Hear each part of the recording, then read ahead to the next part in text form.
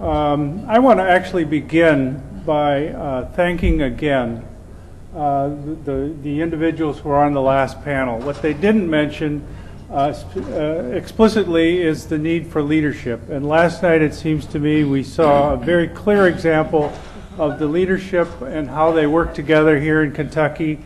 And this morning already, we saw a very good and clear example of leaders of organizations at the national level who are clearly working together in new ways and very committed to this agenda. Leadership is the glue that brings these things together many times. And I really, please join me in thanking the last panel again.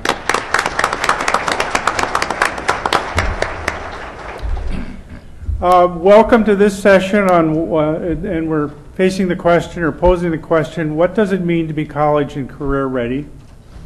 I'm Charles Lenth with the SHE organization, one of the collaborating organizations in this meeting.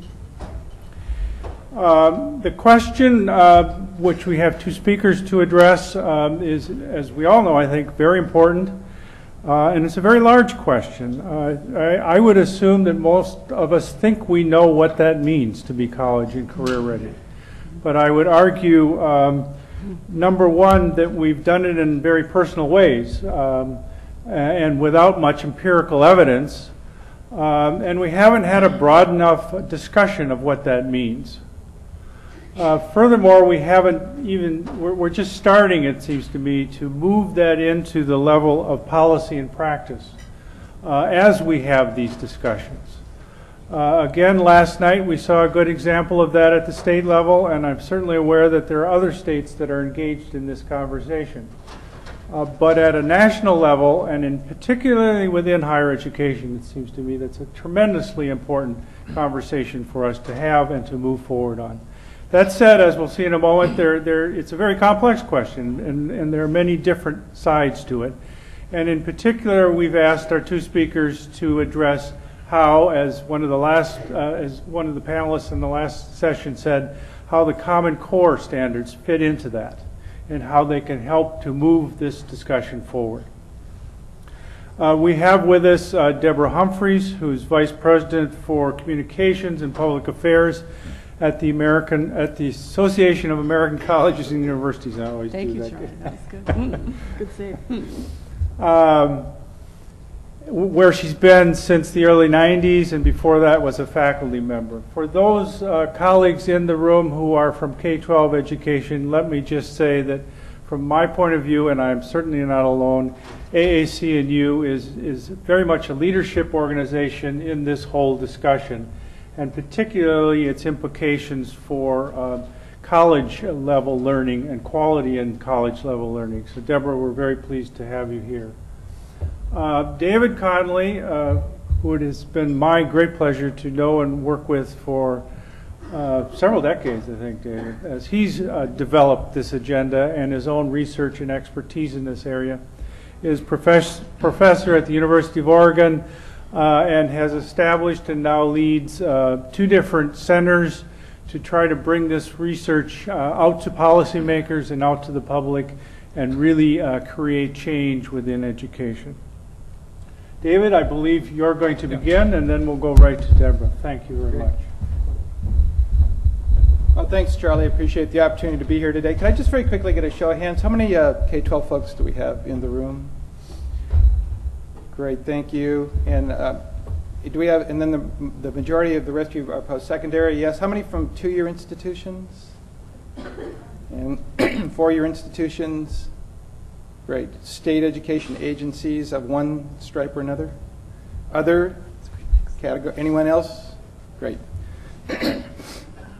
Well, first of all, it's good to have everybody in the room from all these different constituencies and groups, because it's very important for us to do this, and I think Paul really kind of made the point that we haven't done this historically, gotten into the same room together to have the same conversation. So thank you all for being here today. What I want to do is just very briefly, if we can go ahead and put the PowerPoint up there, I appreciate it, thank you, go through my sense of what it means to be college and career ready. I've been working on this problem, I think, as many, being a professor, you do the same thing for a very long time. I've been working on this since the early 1990s, so maybe I've got a few things hopefully figured out by now on this.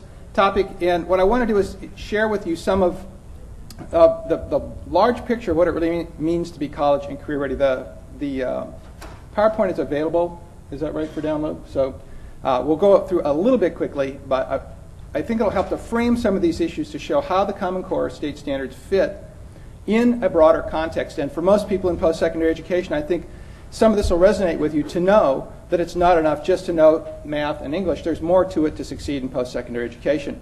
For our K-12 colleagues, our state education agency folks, I think it's worth understanding that the tools we have with the standards, as Gene Wilhoit mentioned, are a starting point. We'll need to do more than that. We'll need to affect instruction. We'll need to take a look at the curriculum. We'll need to see how we assess beyond the Common Core. So this is setting the broad context, and then Deborah's going to follow up with some additional information about what it means to be ready for college from the work that AAC&U has done. Just to frame the enormity of the challenge here, we've got this larger goal of college career readiness for all students. Keep in mind that what we've done is we've changed the rules of the game from what we've had for most of the 20th century, which was a small group of people being prepared to go on to post-secondary education and succeed, with most people being able to go into the world of work. We're now changing the rules, and we've got to really keep this in mind. We're talking about a much wider group of students being prepared and aspiring to success in post-secondary education. We also have a much wider range of post-secondary options and opportunities for students than we've had in the past. To do this, we've got to think more broadly about college and career readiness. And whereas content knowledge mastery is important, it's necessary but not sufficient. In addition to that, students need to develop a set of core thinking skills for utilizing and applying content knowledge. They also need to take ownership of their learning and become skillful with a range of learning strategies and techniques. It's learning how to learn.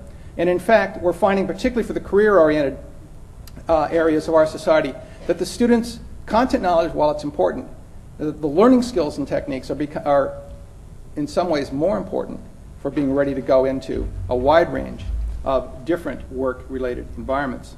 And finally, we've set up the most complicated system in the world as far as making the transition from high school to college. That means students need access to privileged knowledge. In addition, the system is so procedurally complex that students have to follow every step properly or they don't make the transition successfully. And those of you in the room probably have numerous stories about a student not getting their financial aid package done, not filling out a form, not setting up a meeting with an advisor, missing some deadline, and as a result of that, it affects their progress in post-secondary education. In some cases, they don't even continue the program at all. So getting this privileged knowledge into a form that students can access more easily and more students can be successful making this complex transition, I think, is also part of this. So that's a lot to do. Right now, the focus is on English and math tests, and while I want to say those are important, I want to put them in this broader context that I think acknowledges the complexity and the scope of being ready for post-secondary success. Another way to think about this is that college readiness is a continuum from not ready to ready, and that most students are going to be in some middle ground. Now, ACT has come out with studies that show that 3/4 of the students or more are not ready based on their measures. Another way of thinking about it is to say that they're partially ready. Instead of thinking of students as being ready or not ready, if we can consider the kind of the natural conclusion, which is that they're along a continuum, we realize that when most students enter post-secondary education, they'll have strengths and weaknesses. They'll have some areas where they're really ready to go and others where they're not. So understanding what those are is going to really be important for us to do in greater detail. And when we think about something like the Common Core standards, what we don't want to do is set up a dichotomous either-or system. Either you're ready or you're not ready. We want to think more about the profile of readiness along a number of key dimensions. So let me suggest those dimensions to you. We want students to be able to think. We're concerned about what they know. They've got to be able to act, and then they've got to be able to go. Key cognitive strategies, key content knowledge, key learning skills and techniques, key transition knowledge and skills. And I'll go through each of these very briefly. We start with the ability to think, which is to apply knowledge. And I've even put that in front of the content knowledge itself, because without the ability to utilize the knowledge itself is just simply not very useful. And in fact, a lot of countries around the world who score higher than us on international comparisons are looking to the United States for leadership, not on knowledge acquisition, but on knowledge application, knowledge use. That however we do it, and sometimes I don't know if we even know how we do it, we get our students to be more creative, more thoughtful, better at engaging with information and applying it in novel ways. Education systems around the world like Korea, China, Singapore, Japan, and others look to the U.S. to figure out how can you take the information and knowledge that students have learned and then apply it and utilize it in interesting and new and novel ways. The model that we used in our work to suggest college and career readiness, can students formulate a problem? Can they do research and collect information on it? Can they interpret what the information they've gotten? Then can they generate some sort of an outcome from it? And can they do all this precisely and accurately? If you think about it, this characterizes an awful lot of what we do in post-secondary education. Combining all of those pieces together in a thoughtful way so that you can use knowledge and apply it in deeper ways than simply repeating it. So that's going to be a challenge at both the K-12 and the higher education level. K-12 education, particularly secondary education, has had a tendency to focus on the reproduction of knowledge and simply the procedural mastery of information, less on the conceptual application of that knowledge. So how can we make sure that as a result of the Common Core standards, we're not only acquiring information, but we're integrating it and applying it? So when we look at the standards themselves, what I wanted to do with this group is to mention to you a study that we completed in August, which is of about 2,000 entry-level college instructors in 25 different course areas, where we asked them to take a look at the standards and judge them against whether they're applicable for their courses and important for success in their courses. So we asked all these instructors from around the nation at a range of post-secondary institutions to give us their opinion on the importance of these standards and their applicability. The short version of the result is that basically almost all of the standards were rated as being applicable and important. It was a surprisingly high level of agreement.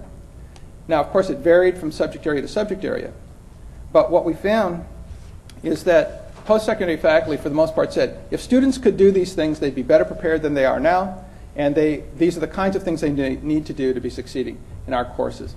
So without spending a lot of time talking about the specifics of the Common Core, I can give you the general finding that the standards seem to be validated by a range of post-secondary faculties in a range of areas, both at 2-year and 4-year institutions.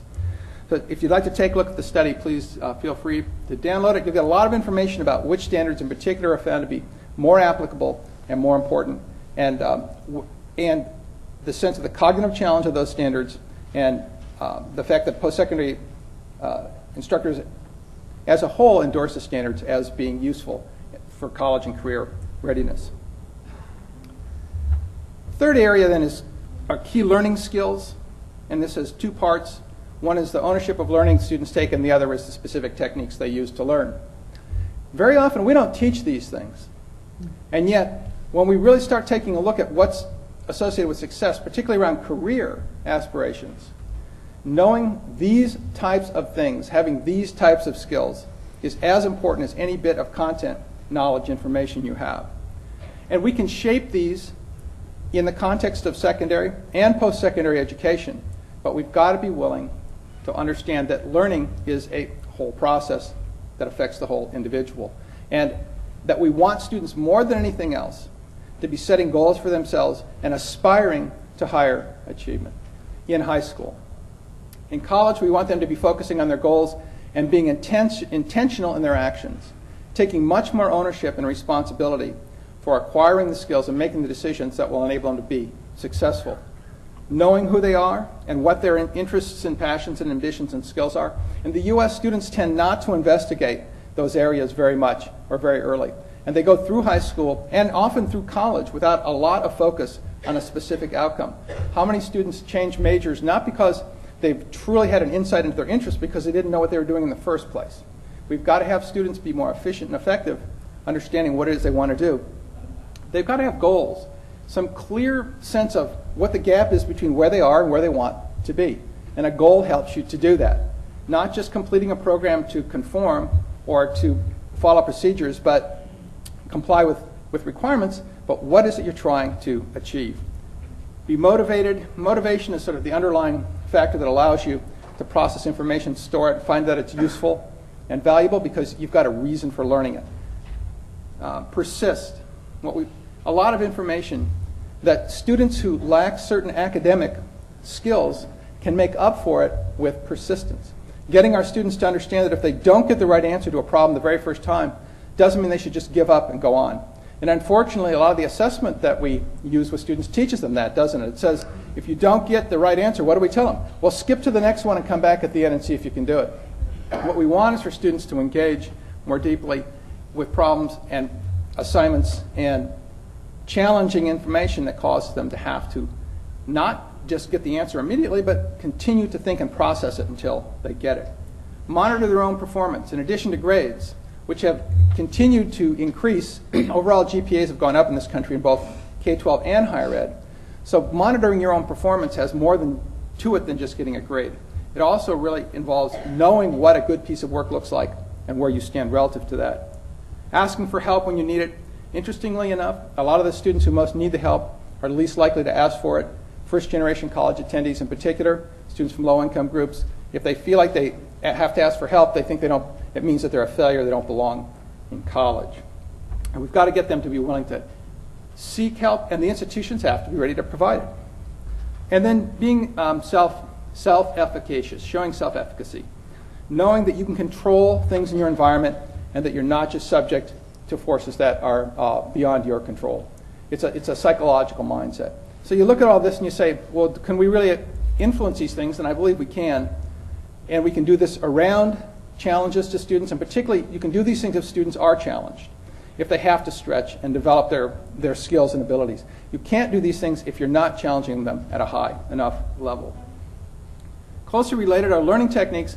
These are more specific, in some ways easier to teach, at least in a procedural fashion, and these include managing your time, things like taking notes and studying for tests, memorizing the information that needs to be memorized, reading strategically, learning collaboratively using technology.